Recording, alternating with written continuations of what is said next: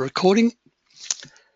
Good morning, everyone, and welcome to the webinar, Fake It Until You Make It, the Art of Being Confident. So Peter Dew's my name, and I love helping people become more confident, more credible, more effective, overcome their fear in the public speaking, in the presentation space. And my passion is helping people share their message, share their stories. In terms of webinars, those of you who haven't participated before, please ask questions as we go. There's that little question box you can type in at any stage. You can put your hand up to draw attention to me that you've asked a question, but I will probably see it. Please take notes, feel free to take notes, and also you can ask additional questions after the webinar. You've got my email, you know how to reach me, or through my website. And if I don't cover something extensively enough, or you have some further questions, please feel free to ask me. And I think what's really important is applying the information that I'm going to share with you to your own unique circumstances. And the best way to do that is to think back to a recent presentation that you've delivered, a recent pre-start meeting, a recent toolbox, a recent seminar, or one you've got coming up, one that's around the corner. Is there anything you will change or anything you can include as a result of the information I'm going to share with you? So that's how to participate in the webinar. That's how to make the best of it, to ask questions, to take notes and apply it directly to your own unique circumstances. Fake it until you make it, the art of being confident. Harvard Business Review or Harvard Business School did some research on their students. And good morning, Laura. We're just starting at the moment. And this research, they got one group of people to do everything in their power to be calm, to do relaxation, to do meditation, to do mindfulness, and just really control those nerves. The other group, they said, don't control your nerves. We want you to pretend you're excited, pretend that you really want to be there, come across as if you're really confident. In other words, fake it. They then got the audience to rate the different cohorts of speakers. And those that were told to become confident and be calm and relaxed came across as less authentic, less genuine, and had less connection with the audience. Those that were excited and pretended to be confident, i.e. faked it, came across as more genuine and authentic. So that's just a little bit of interesting research behind this, and I'll share a little bit more with you as we go through. So the question and where this webinar came from. I get really nervous before a presentation. Clearly, everyone in the room will know that I'm not confident. They'll know that I'm feeling scared and would rather not do public speaking. What can I do? Fake it. Pretend you're confident. Pretend that you're not nervous. That's what you can do. And it's one of the most powerful tools that we have in our toolbox. So what am I going to cover? Why is faking it so important? Just to help you understand it a little bit better, I'm going to talk about the reality distortion, or your reality versus the audience's reality. The concept of power posing, imposter syndrome. Most people on this webinar are women, and the imposter syndrome is a really good tool or a really good concept to understand as you move into leadership, as you run seminars or start to do public speaking. What to fake and what not to fake. I'm talking about faking your confidence and putting it all together. It's going to move to that confident mindset, and part of that will be around the faking it until you make it. So why is faking it so important? Michael Grinder, who's an expert in nonverbal communication, says the number one barrier that will hold you back, that will hold me back, that will hold all of us back in our speaking, in our training, in our presentations is our own self-belief or our own self-doubt, or we're not good enough, we're not confident enough. So in order to move forward, we need to fake that confidence. We need to walk on stage. We need to be upright. We need to be excited. We need to grab a persona of confidence. Inside, we may be dying, we may be drowning, we may be really nervous. But the audience deserves us to at least come across as confident and ready to share our knowledge, the information, the lessons with those people in the room. I think for me, confidence is very much like the beautiful swans swimming across a lake. And I've already walked around Lake Munga in Perth this morning, and the beautiful swans, they glide so effortlessly, so calm, so upright. Underneath the water, their legs are going at 100 miles an hour, and there's turbulence, there's churning. That's what faking it until you make it is like. The outside persona, you come across confident. You smile, you stand up, you do everything that a confident person would do. Inside, your pulse rate may increase, your heart rate may increase. You may be wondering, why did I volunteer to do this? But as long as you're faking the confidence, the audience will connect with you and be ready to receive your message. Your reality distortion. Everyone's seen this before. It's a fairly simple model. As you know, these two dotted lines are the same size. Excuse my squiggly line. They're the same size, but the little things around them on the other side, I guess, give people the impression that the top line is longer than the lower line. It's a reality distortion, as is your public speaking. When you look at what's happening for you, you'll see the top line. I'm really nervous. I'm not looking confident. My mind is running at 100 miles an hour. The audience is not going to like me. And we think we're doing a really bad job. We think we're looking nervous. We think we're looking sometimes unprofessional. The bottom line is what the audience sees, and they see less than we experience. And the beauty of this phenomena is that we're already doing better in the eyes of the audience than we think we are. So in terms of faking the confidence, we can use this tool to reassure ourselves that we are more confident than we think we look.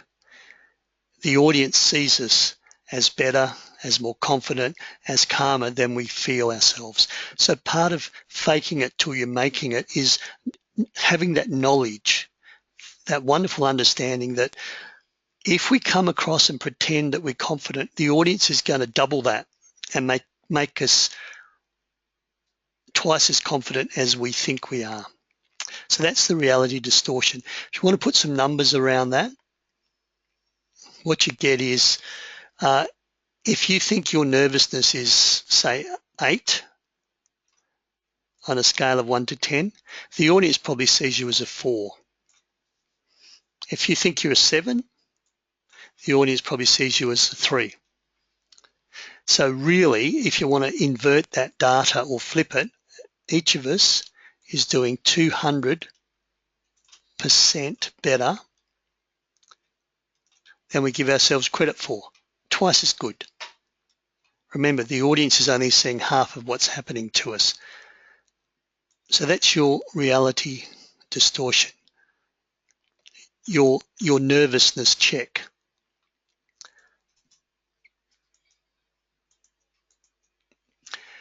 Ringo Starr is a perfect example of this, and you can also use Barbra Streisand. Ringo Starr's nickname, so one of the Beatles, the drummer for the Beatles, two surviving Beatles, Ringo Starr and Paul McCartney, His nickname is Pukey in the Sky with Diamonds. So Ringo Starr often goes and vomits before a performance, before he does a 2-hour concert. Then he goes on stage and he pretends that he's confident. He fakes it because really he's in a terrible state of nervousness, so much so that he's vomited. He doesn't remember much of the first 10 to 12 minutes, so 2 to 3 songs into a 2-hour gig, a 2-hour concert. Ringo Starr doesn't remember much, but he goes on and he pretends that he's confident, he smiles, he does the things with his drums that he does, and the audience has no idea that he's dying on stage. The only way he can do it, the only way he can overcome his stage fright is to fake that confidence. If he let his lack of confidence rule him, he would not take the stage. And you may have heard that Barbra Streisand stopped singing for about 10 years because of stage fright, and her acting career really took off. She had to once again fake her confidence when she went back on stage. Power posing. I'm hoping all of you have heard of TED Talks, www.ted.com. So power posing is, I guess, the Wonder Woman pose. The sitting in a chair with the hands behind your head, the legs a little bit open, called the alpha male orangutan. You often see executives or men do that all the time. What Amy Cuddy has found is that if you power pose before you go on stage, you come across more confident, better connection with the audience, and really it is faking it. And the chemistry behind this is when you do your power posing, you are increasing your testosterone. The quality of your voice increases. Your confidence increases. So the simple act of adopting big body language. What do you do when you're running in a race? So you're sprinting and you're first and you break the winning line, the winning banner. What do? We put our hands high up in the air to show that we're big, to show that we're good. What does a king cobra snake do when they're under attack or when they're about to attack someone? They spread out their head to that big flat, that bigger, faking their size. What does an elephant do when it's charging or under attack? The ears go out to the side, the big flapping ears, making it look twice as big as it is, as does the orangutan. The alpha male orangutan can puff up its face and look twice as big, twice as aggressive. It's all posing, and this is called power posing. Use it before job interviews, use it before speaking, use it before presenting, use it before facilitating. The important thing is you do not do your power posing in front of your audience. If you stand up with your hands like that in front of the audience, it's seen as an aggressive stance, but you can do it before. So find a quiet place. Go to the cubicle in the toilets. When you're waiting to go into the job interview and you know you're just sitting outside, you can do your alpha male orangutan. You can do your power posing. When you go in, straight away, you're more confident, you're more credible, you're more connected. Go to the TED Talk. It's a 20-minute video and watch this TED Talk from Amy Cuddy. It's the second most watched TED Talk of all time.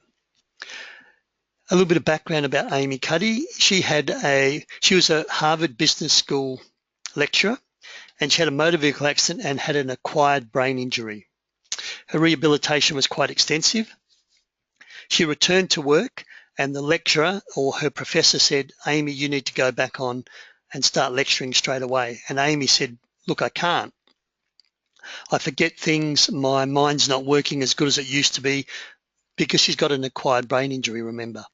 And the professor says, look, just go on there and fake it until you make it. So she took his advice and went on and spoke to these Harvard business students and found out that she was able to do a good job, but she had to do the faking, the power posing beforehand. And then she made a study of it.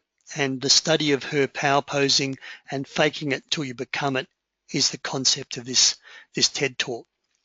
Just going back to job interviews, most people, as we're waiting to be taken through to the interview panel, we're waiting for the chairman to come in and say, look, Peter, would you like to come through?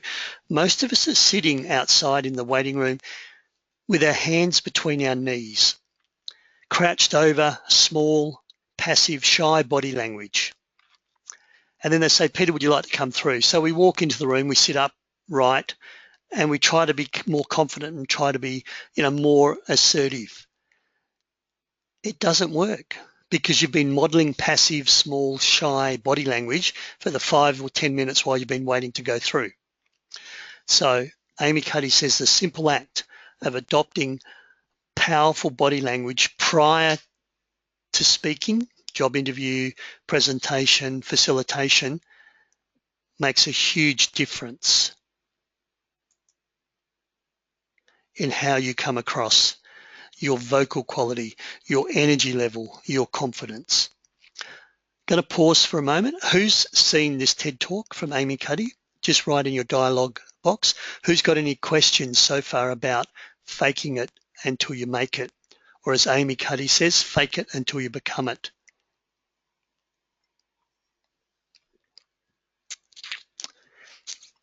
What if someone asks you a question and you don't know the answer? I am going to cover this at the end, but simply do not make up the answer. Don't fake the answer. Don't fake your content. And Sally's just found the link online, multitasking. I love that. 20 minutes, absolutely fantastic. Probably the #2 most watched TED Talk of all time.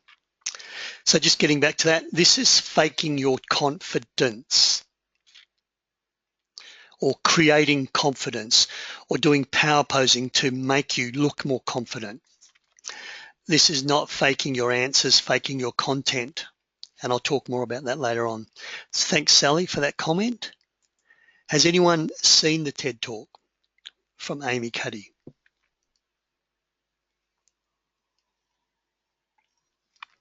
No? Probably the best 15 to 20 minutes you could spend. Cool. No from Karen. No from other people. Good. Well, if nothing else from today, yes, so Kat's seen it.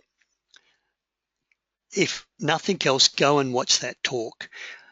It's from Harvard. It's from someone who's got an acquired brain injury, and now there's biochemistry science behind it.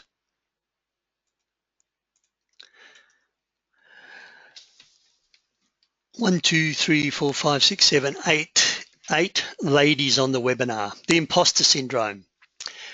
Really good book called Lean In by Sheryl Sandberg.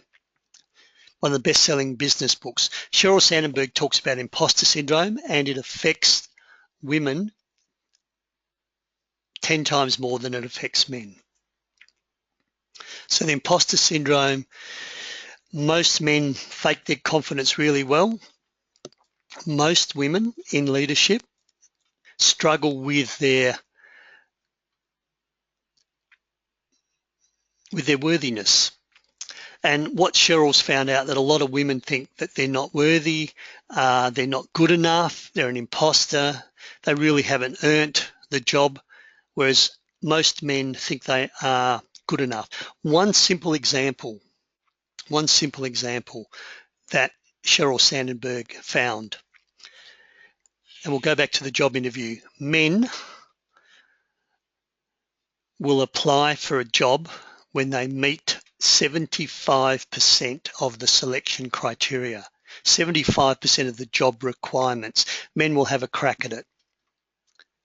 In other words, they can't do it, but they'll put their hand up and say, yep, I'm ready for this promotion. Women will apply for jobs when they meet 100% of the selection criteria. I'm not quite good enough at this area. I just haven't had enough experience in leadership, so I don't really meet the requirements. I won't apply. And of course, the consequence is that those men who can't do the job, who apply, and no one else applies, they end up getting the job. Sometimes you need to stretch. You need to deal with imposter syndrome, and you are good enough. You are worthy. You are not an imposter. Yesterday, I did a radio interview on ABC Radio in Karratha, and the journalist up there saw the TV show where Dr. Habib on ABC Live National Television was talking about Korea, and he had a brain freeze and he had an anxiety attack, and he just said, I can't do this. And the journalist in Karratha knew that I work in this area, that I'm a person who stutters, and I help people overcome stage fright and fear of public speaking. And she said, Peter, what would you recommend this person do? And here I am on radio, and I know it's regional radio, ABC, thinking, wow, am I good enough to do this? There's a lot more people that can talk about social anxiety than me. But I had a go. When I was asked, I had a go. And while I probably am a bit of an imposter, in other words, I'm not the expert, I was prepared to have a go. And sometimes you have to step up. The imposter syndrome. You are worthy. You are good enough. Have a go, stretch, get out of your comfort zone, especially the women that are listening to this webinar. This is part of faking it until you become it, faking it until you make it.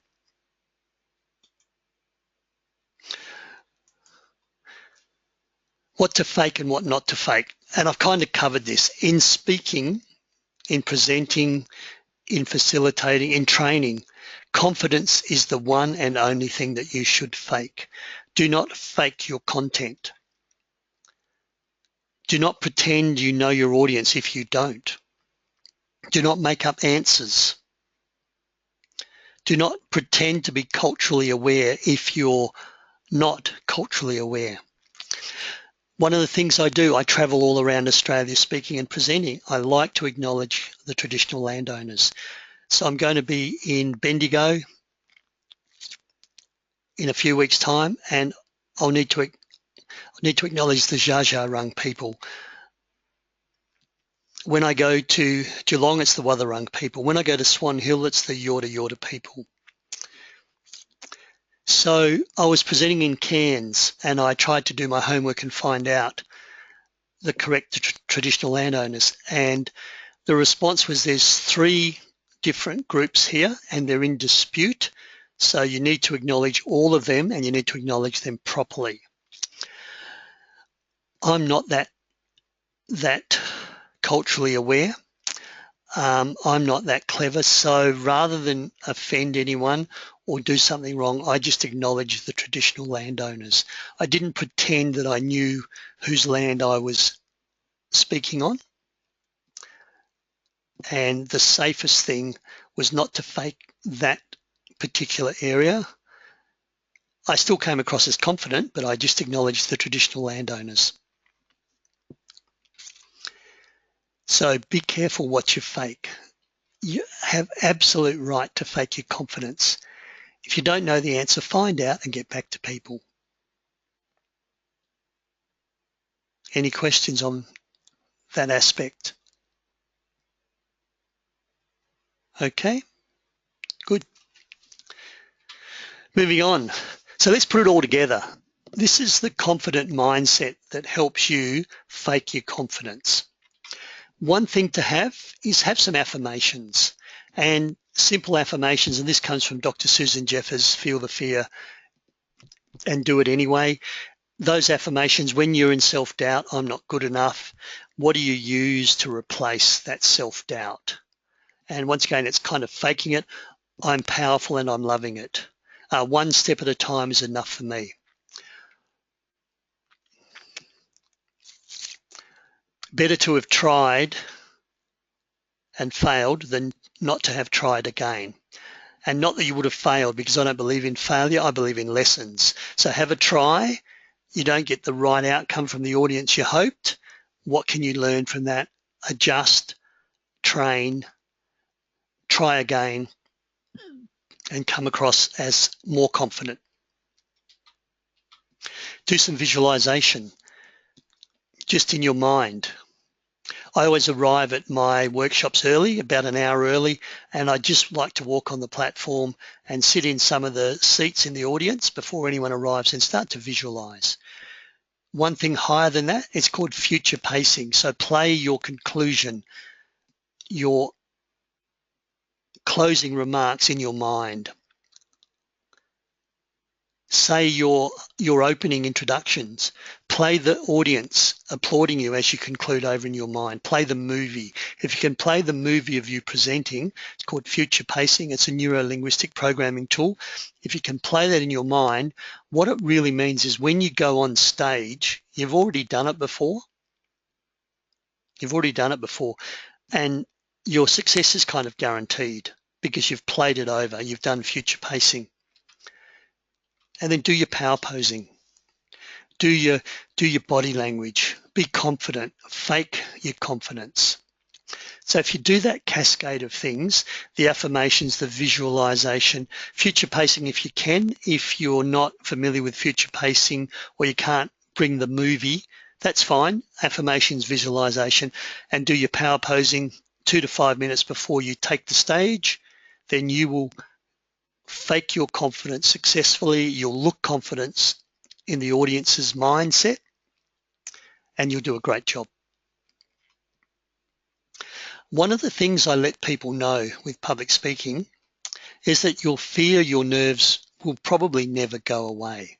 But so many people still do it. They speak at conferences and they seem so confident.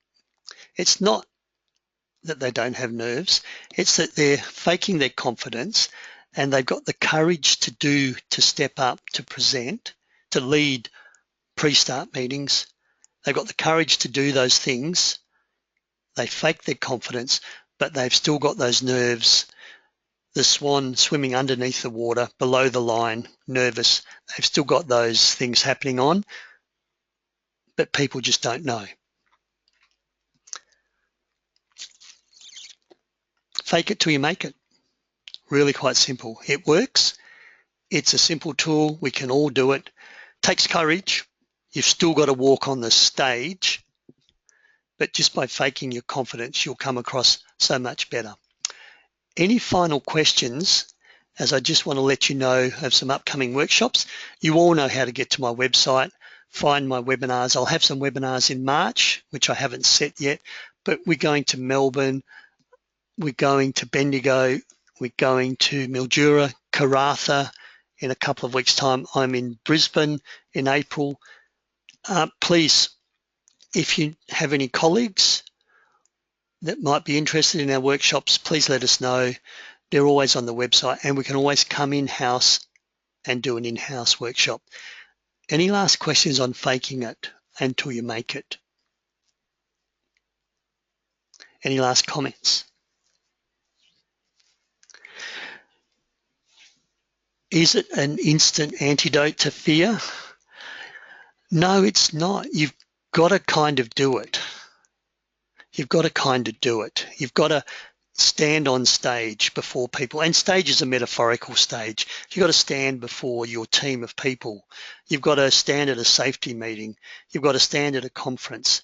And when you do it more, that faking of the confidence starts to kick in. So it's not an instant thing, but it's a philosophy, a mindset that can really catapult you forward. It's gone, 9:30. Thank you for your participation. Thanks, Karen, for your comments. Remember, guys, one thing in public speaking that you can do is fake your confidence. And as the webinar title says, just go out there and fake it until you make it. Or as Amy Cuddy says, fake it till you become it. Thanks, guys.